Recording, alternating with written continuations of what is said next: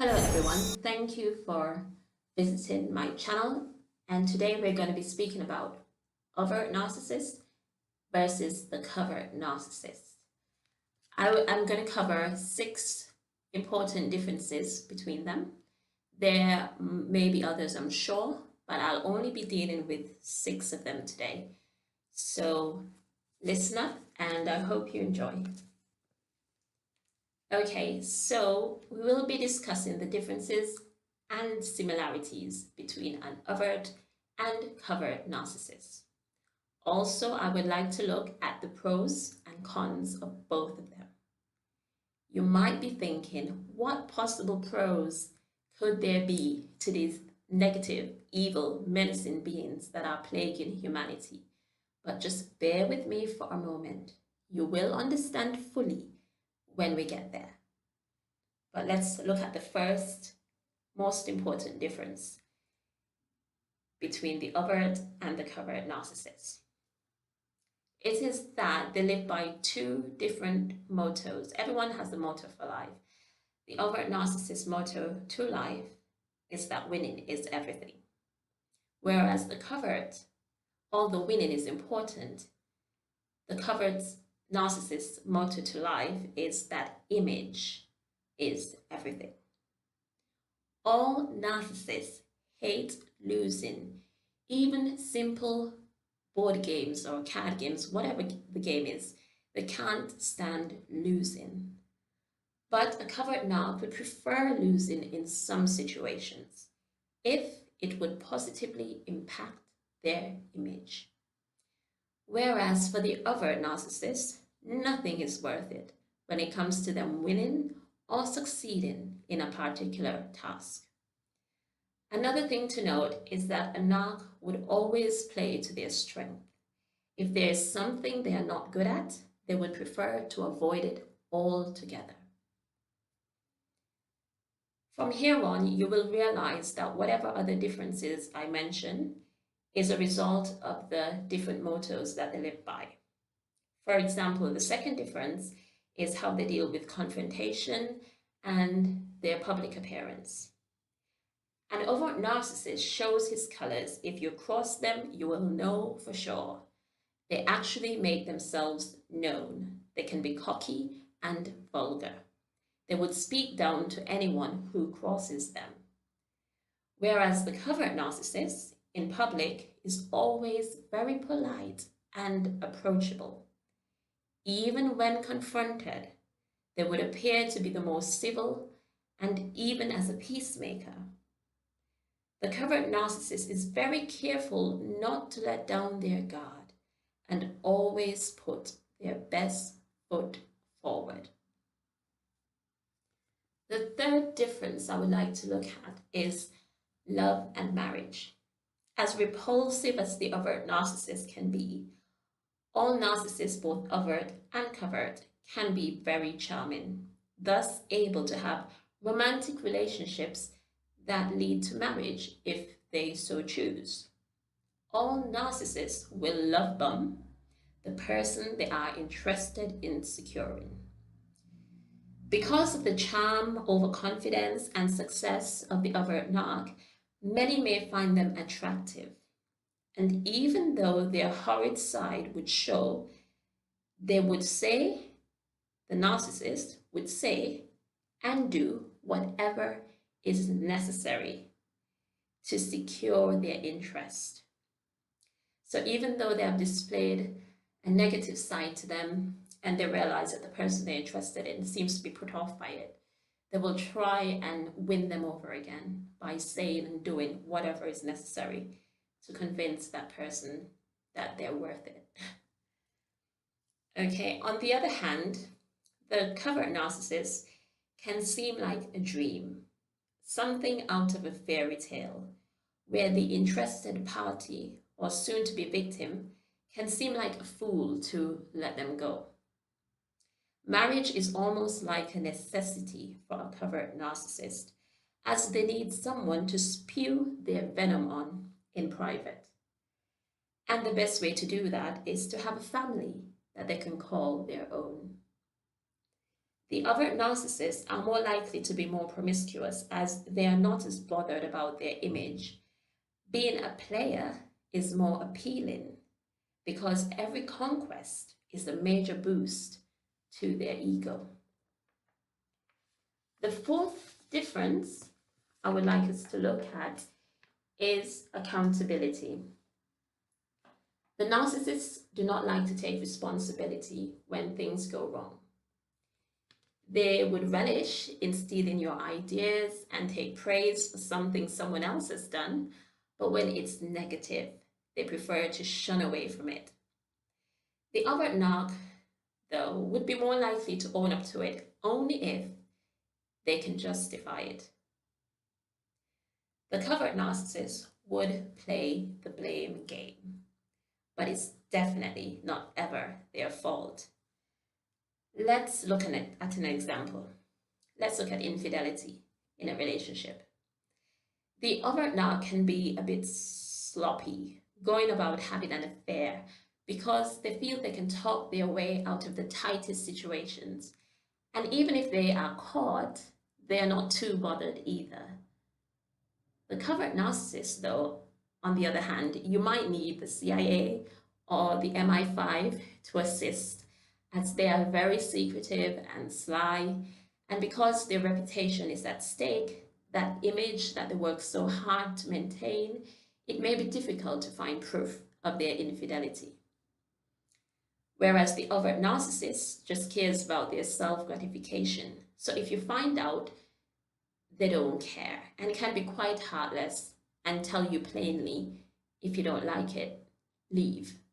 Whereas if the covert narcissist does cheat and is caught, after much denying and deflecting, if there is concrete proof, they will blame you for their infidelity and show you in how many ways it was your fault. They guilt trip you into excusing their behavior and have you work hard to make sure it doesn't happen again. This is the psychological and emotional torture that they can put their spouses through. I would like to note, though, that because the covert narcissist image is of utmost importance, it is less likely for a covert narc to be physically unfaithful.